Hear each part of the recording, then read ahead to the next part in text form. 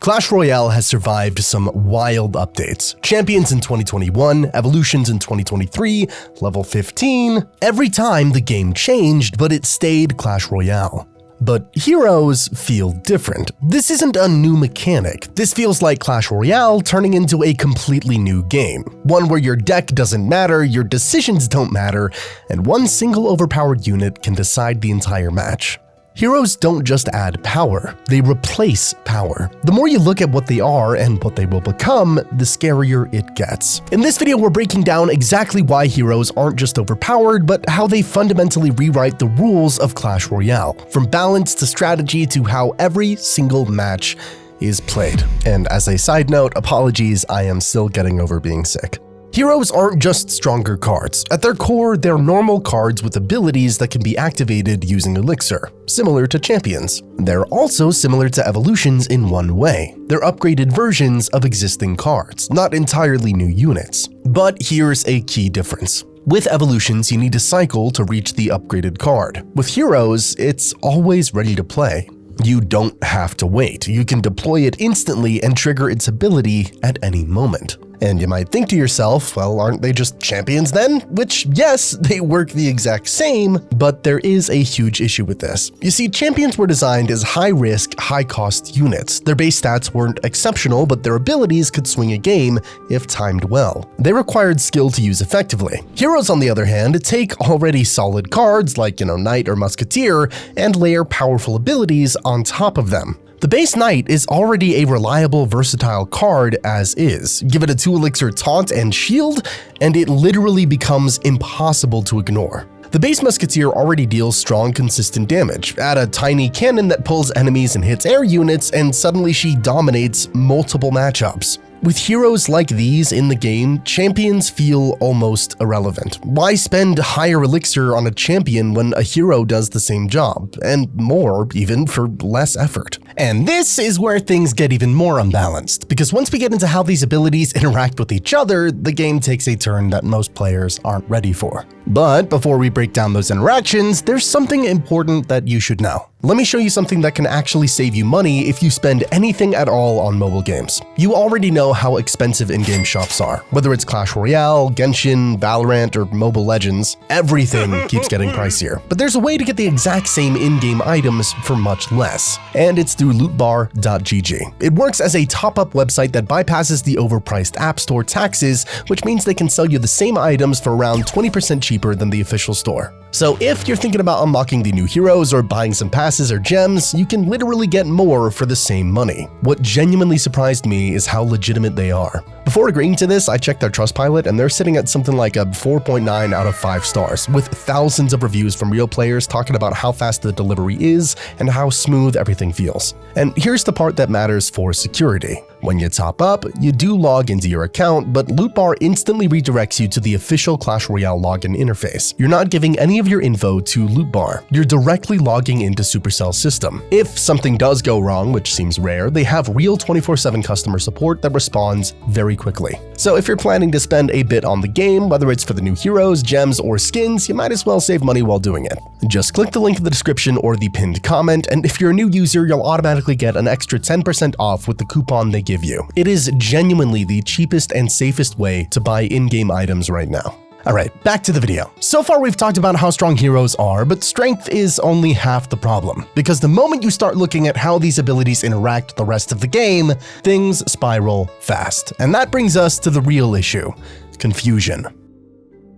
Supercell recently removed magic books and elite wildcards because they were, quote, too confusing for players. Yet now they've added a whole new cluster of mechanics, passive effects, active abilities, level ups, and abilities that interact with other units. You can run 2 heroes plus 2 evolutions in a deck, each with independent interactions and abilities that have to be tracked in real time. Even experienced players can misread trades, misjudge tower damage, or fail to time abilities properly. For new players, it's overwhelming. And for the rest of us, it adds unnecessary complexity that punishes anyone who isn't obsessively learning the mechanics.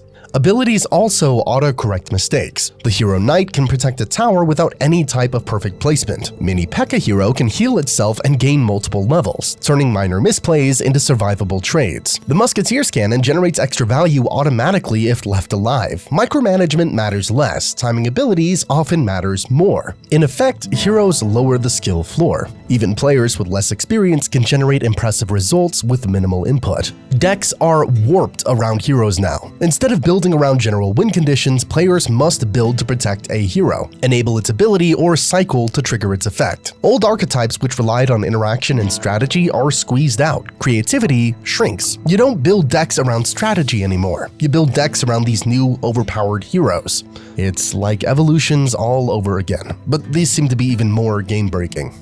In short, heroes aren't just strong cards. They're a systematic shift in how Clash Royale is played. They change progression, strategy, and the core experience of the game. And the way they were introduced after removing other confusing mechanics makes very little sense. They add complexity, autocorrect mistakes, and render some of the older, more skill-intensive units less relevant. For players, it's confusing, punishing, and makes skill feel secondary to forking over your hard-earned money for these new heroes. And this is where things get crazy, because now we're going to break down every single hero, their hidden mechanics, their abusable tricks, and the balance problems Supercell hasn't even talked about yet.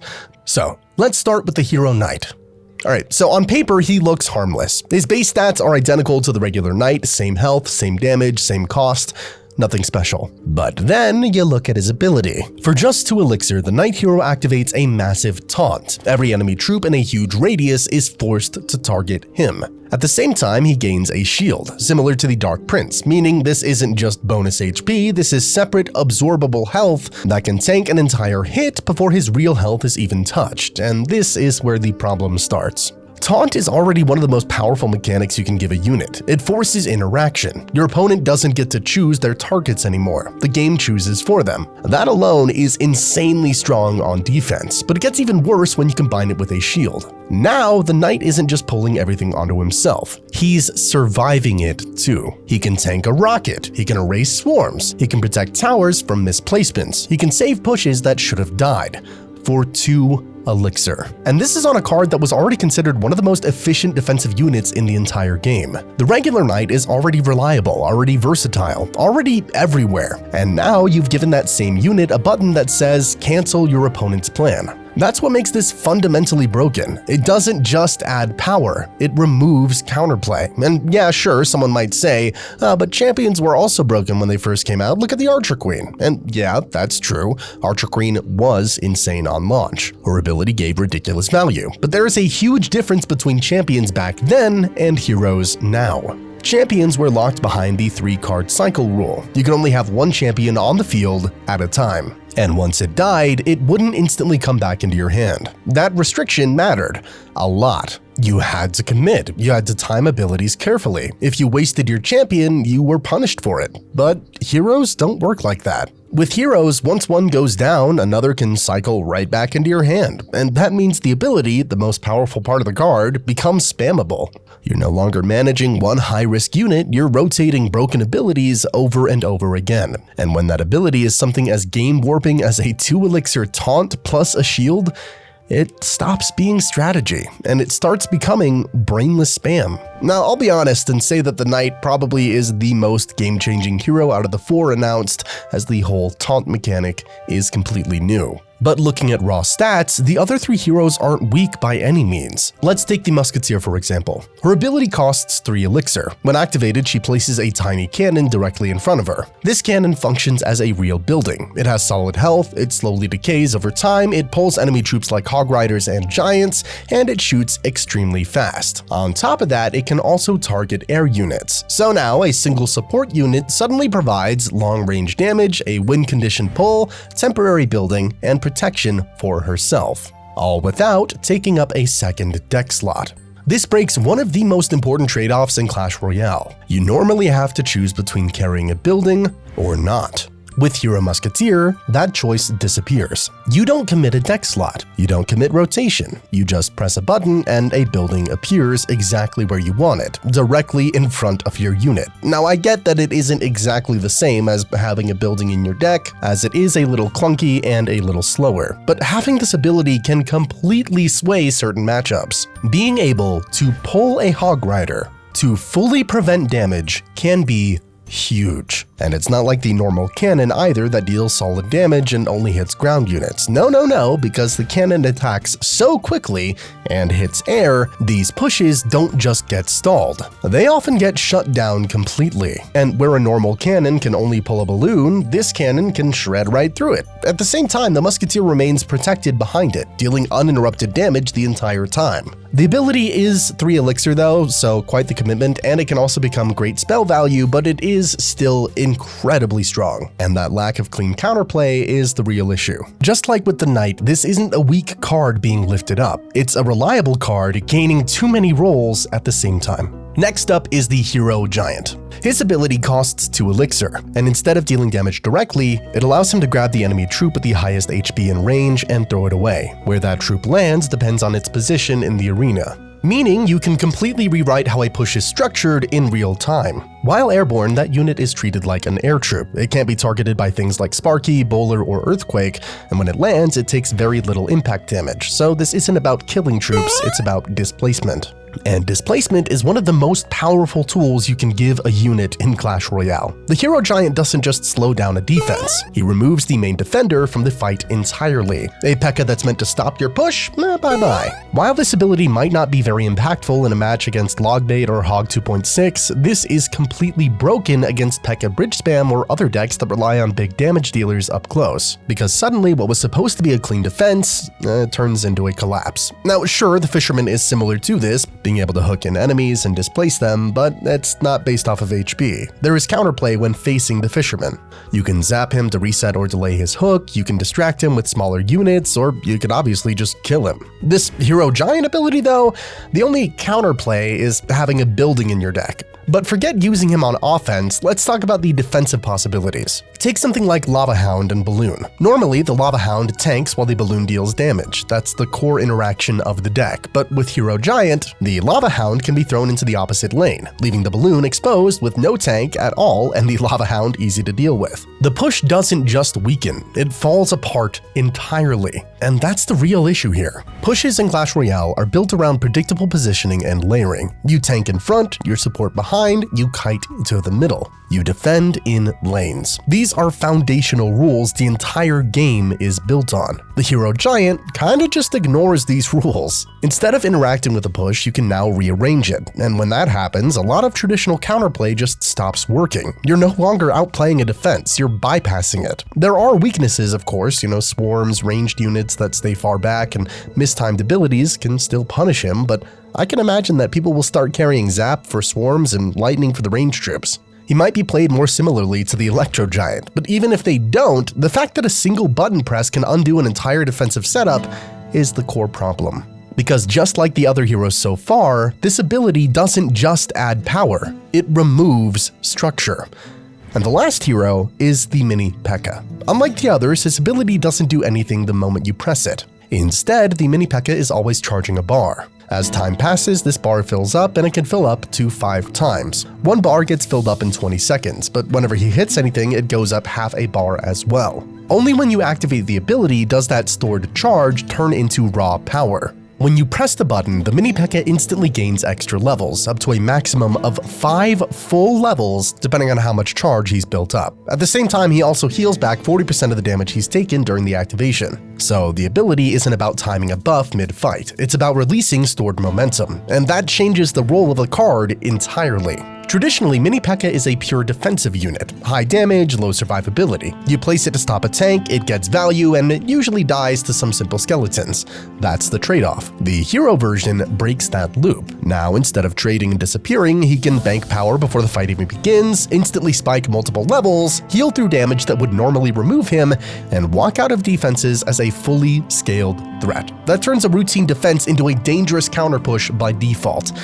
And all of that for only 1 elixir. And because the charge happens passively, there's no visible risk for the player using it. You're not committing to anything, you're simply waiting until the moment it becomes optimal to cash in. Once you do, the mini pekka stops behaving like a defensive tool and starts behaving like a temporary win condition. It forces emergency swarms, panic spells, and overcommitment, not because of smart positioning, but because of raw power. There are still counters: heavy swarm, high damage spells, bad timing. Those can punish it, but just like the other heroes, the core problem isn't whether it can be stopped. It's that it violates the role it is supposed to have. Defensive units aren't made to scale over time. Pressure units aren't meant to heal through losing trades. And yet, this one does both. So yeah, all these 4 heroes will break the game in their own way. But at least it's only one of them, right?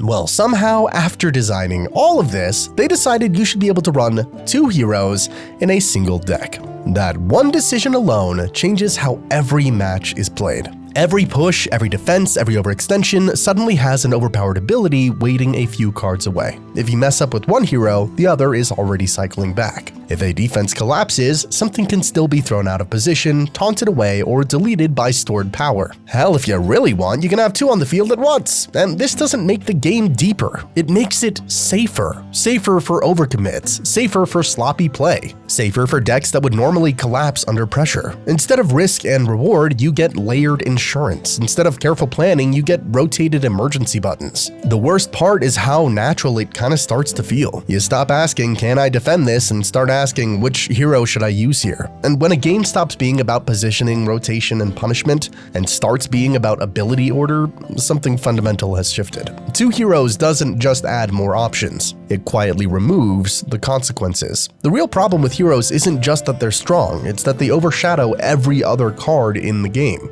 Every regular troop, every support unit, every defensive option suddenly feels weaker by comparison. And don't get me wrong, Evolutions did this too, in a way. But at least with Evolutions, you had to cycle through your deck to get the upgraded card. There was timing, there was strategy, there was trade-off. You couldn't just drop it on demand whenever you needed. Heroes remove that limitation entirely. You can deploy them instantly, you can activate their abilities whenever you want, and the value they generate is often far beyond what any normal card can achieve, even with perfect placement. It's not just power creep, it's power displacement. And let's be realistic, if these heroes don't get nerfed, they will break the game. They're gonna hit ladder harder than this cold hit me. The balance issues are baked in from the start, yet history tells us how this goes. Supercell rarely adjusts things until people have already spent money. If there's a hero in the past, it's almost guaranteed the nerf will come weeks after the majority of players have already invested in it. By the time the fix arrives, the game has already shifted around them, and a lot of older cards will already feel irrelevant. Heroes aren't just strong, they're a looming systemic threat to the core balance of Clash Royale, and that's before we even start talking about how they warp deck building, strategy, and skill expression. Trust me, I'd be yelling about this if my voice let me. And while there isn't much lore for heroes just yet, Evolutions have a bunch of lore, and I know you don't want to miss out on any of it, so be sure to watch this video next where I share one lore fact for every evolution. I'll see you there.